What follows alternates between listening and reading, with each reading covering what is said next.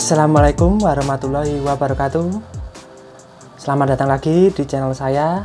Kali ini saya akan menerangkan mengenai mata pelajaran PMKR atau pemeliharaan mesin kendaraan ringan yang ada di SMK, khususnya kelas 11 ya, mengenai materi kompetensi dasar atau KD, merawat berkala sistem utama mesin dan mekanisme katup.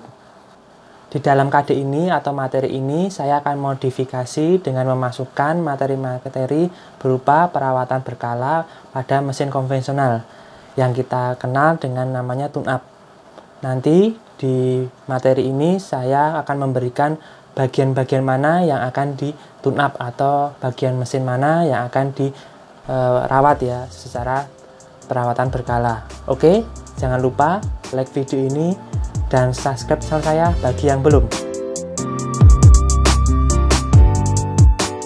Perawatan mesin termasuk ke dalam daftar perawatan berkala yang biasanya dilakukan oleh bengkel. Jadi dapat dipastikan jika ada kendaraan yang melakukan perawatan berkala di bengkel, maka bagian mesin juga akan ikut dirawat. Maka dari itu, dalam materi kali ini saya akan menerangkan bagaimana cara melakukan perawatan mesin yang benar dan sesuai dengan prosedur yang tepat.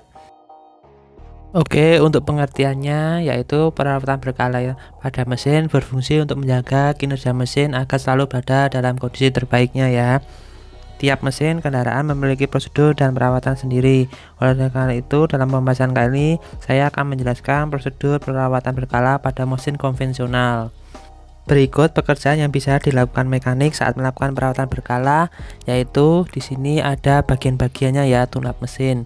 Di sini ada 13, mulai dari sistem pendingin sampai tekanan kompresi. Nanti saya akan membahas secara satu persatu dengan sederhana dan singkat ya, seperti itu, dan jelas pastinya. Oke, yang bagian pertama adalah sistem pendingin. Sistem pendingin ini sangat penting ya, karena akan mensirkulasi pendinginan untuk mendinginkan mesin agar tidak jadi overheating. Oke, pemeriksaan pertama adalah pemeriksaan tinggi air pendingin. Ini ada reservoir tanknya ya, maka air pendingin itu standarnya ada di bagian full ini, jangan sampai di bawahnya low dan jangan sampai di atasnya full. Jika di atasnya full maka tidak ada penguapan ya, jika di bawah full atau low ini maka airan pendingin berkurang. Oke, yang kedua adalah pemeriksaan air pendingin dengan menggunakan tangan. Yang pertama adalah membuka tutup radiator ini. Periksa air pendingin, kemungkinan terdapat oli atau berkarat ataupun kotoran, debu dan lain sebagainya.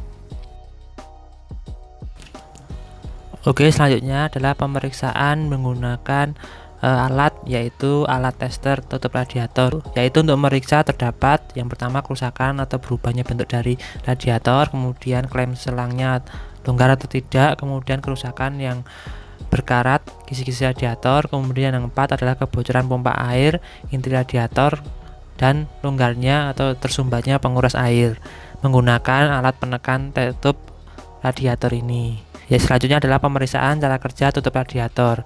Tutup radiatornya dipasang pada alat tes tutup radiator ini. Dengan menggunakan alat ini, periksa tegangan pegas dari dudukan katup vakum dari tutup radiator. Standarnya 0,75 sampai 1,05. Ini untuk mesin 5K ya, seperti itu. Miliknya Toyota atau miliknya Kijang, Toyota Kijang ya. Kemudian selanjutnya adalah nomor 2, bagian tali kipas. Oke, yang pertama adalah secara visual, yaitu melihat kipasnya, tali kipasnya retak atau berubah bentuk atau terlalu kencang atau aus ya. Yang kedua adalah terkena oli atau gemuk. Selanjutnya adalah pemeriksaan tali kipas menggunakan alat penekan. Alat penekannya ini ditaruh ke tali kipasnya ini dengan sudut defleksi atau menggunakan tekanan 10 kg. Alatnya seperti ini ya teman-teman, alat pemeriksaan kesenjangan tali.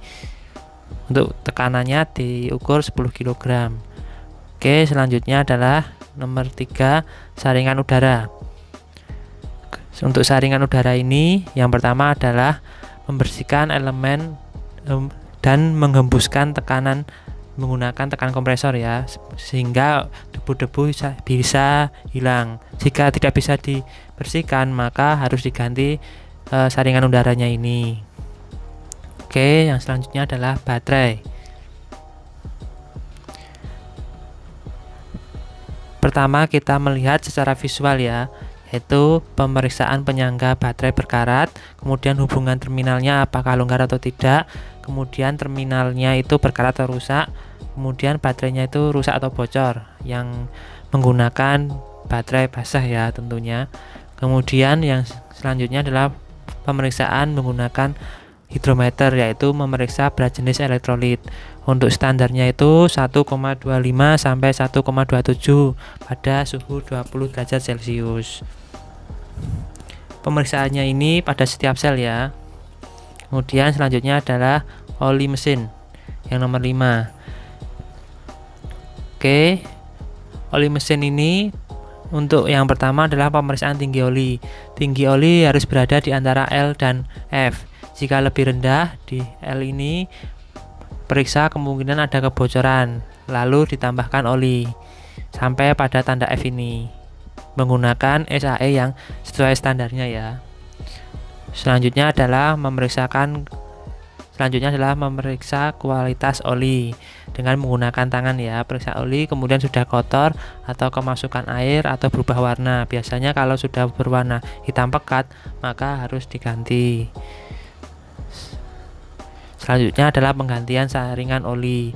Biasanya ketika oli sudah mulai menghitam, saringan oli harus perlu diganti ya teman-teman, seperti itu.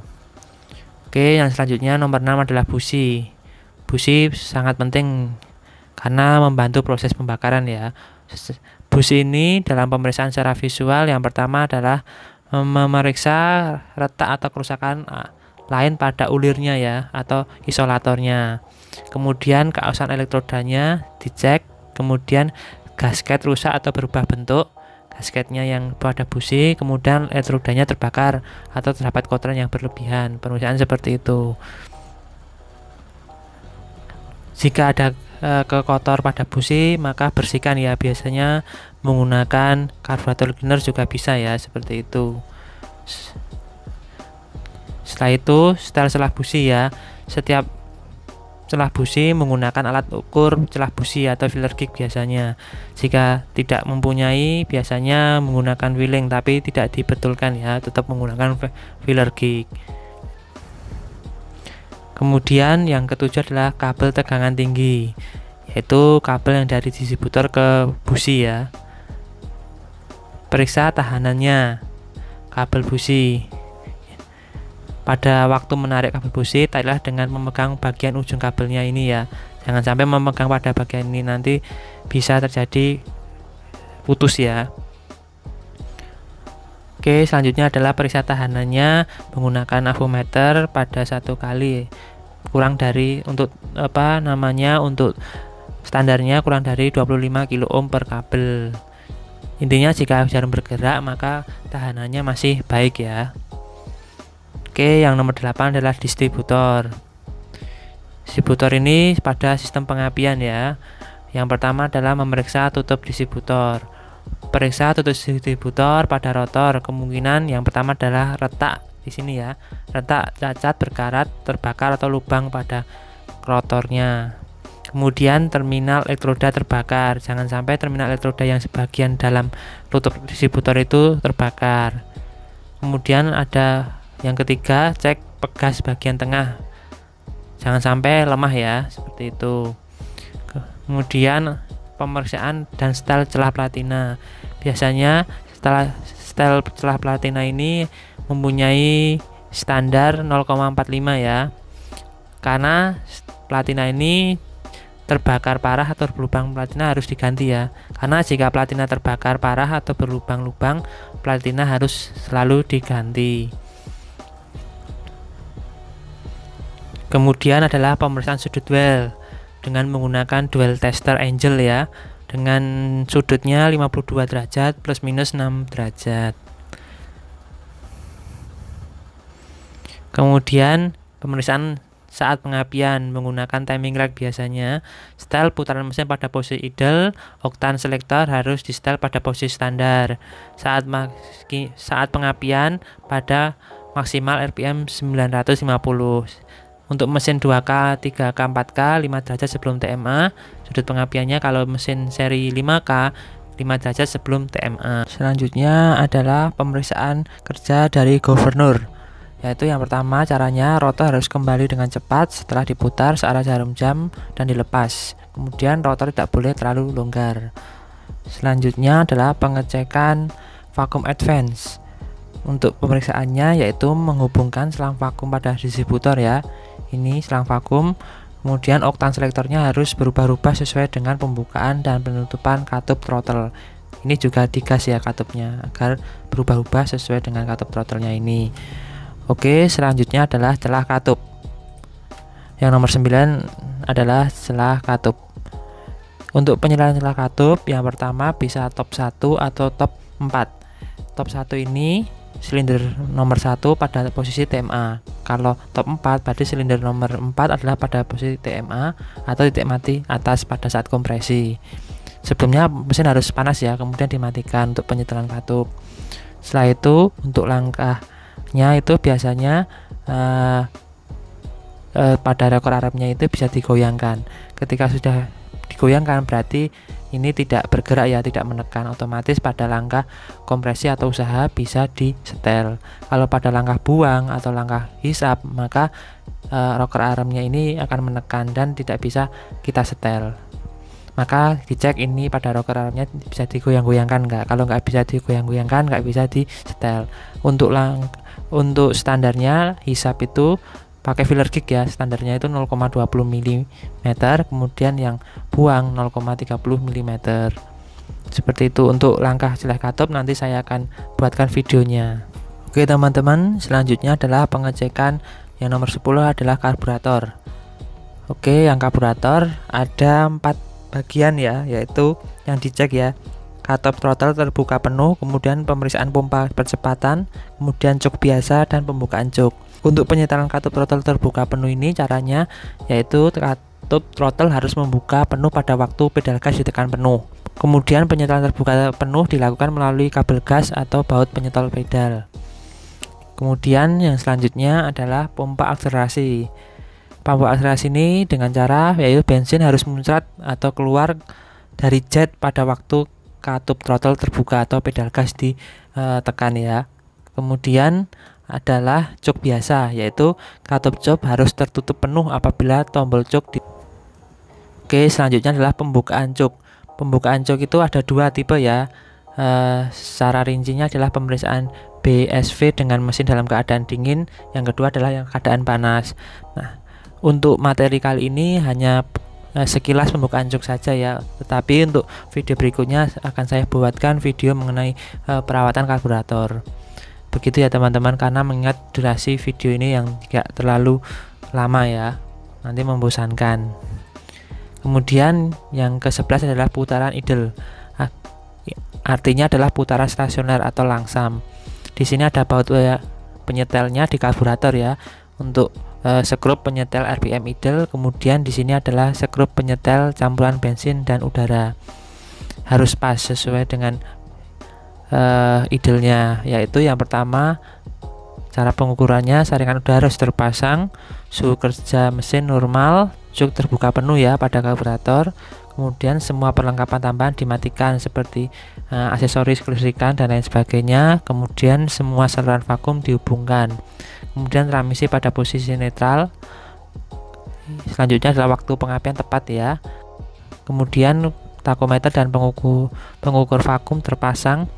Kemudian meter CO atau namanya mesin emisi gas buangnya diset pada 0.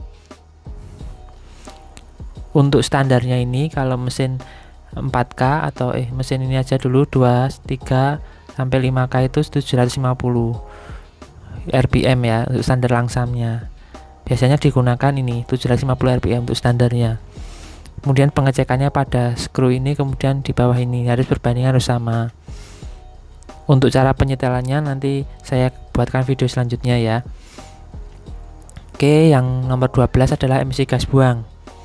Emisi gas buang ini agar mengetahui bahwa hasil pembakaran itu harus sempurna ya. Nah, di sini ada standarnya. Ketika approve-nya masuk ke knalpot, kemudian mesinnya ini membaca, tapi saat mesin mobilnya itu hidup ya, kemudian membaca zat-zat yang keluar. Biasanya terdeteksi CO, oksigen. Kemudian untuk CO-nya standarnya 5K itu 1 sampai 2%. Kemudian di sini juga ada HC atau bagian-bagian yang jika terjadi gangguan, misal HC-nya tinggi, CO-nya normal, ini pembacaan pada emisi gas buang ya. Kemudian gangguannya kasar, maka penyebabnya biasanya pengapian salah, kemudian katup buang bocor atau selir bocor. Ini adalah tabel jika standarnya keluar HC-nya tinggi, maka CO-nya normal dan lain sebagainya ya teman-teman. Oke, yang selanjutnya, yang terakhir ini ya, nomor 13 adalah tekanan kompresi. Tekanan kompresi ini diukur ketika kita memanaskan mesin, kemudian membuka semua busi dengan alat ukur tekanan kompresi. Tekanan kompresinya ini akan dimasukkan ke lubang businya ini, kemudian di starter ya. Nah, di starter untuk standarnya itu mesin 5K 12,6 ya kilogram per cm kubik. Kalau selain 5K 11 kg per cm kubik. Sumber bacaan yang saya buat itu saya berdasarkan buku manual book Toyota ya, pedoman reparasi mesin seri K, yang termasuk 2K, 3K, 4K, dan mesin 5K. Oke, itu tadi penjelasan saya mengenai bagian-bagian pada mesin yang perlu dilakukan perawatan berkala. Jika teman-teman semuanya ada pertanyaan atau ada masukan, tulislah di kolom komentar ya. Jangan lupa like video ini dan subscribe channel saya bagi yang belum. Saya akhiri, sampai jumpa di video-video otomotif berikutnya. Wassalamualaikum warahmatullahi wabarakatuh. SMK bisa, otomotif bisa.